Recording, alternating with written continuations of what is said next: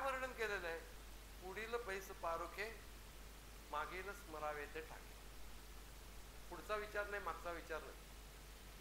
आत्ता काय? पुढील पैस पारुखे मागील स्मरावे ते टाके, ऐसे सरसीय भूमिके समाधी राहा. सरसता म्हणजे चित्त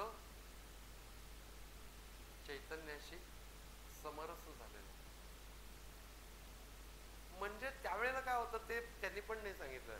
ऐसे सरसीय भूमिके समाधी राय, म्हणजे एक पाऊल पुढे टाकून सांगितलं की समरसता. चैतन्याचं ते चित्त, त्याला आता काही स्वतंत्र अस्तित्वच नाही. अशी अवस्था प्राप्त झाल्यानंतर हा जो मी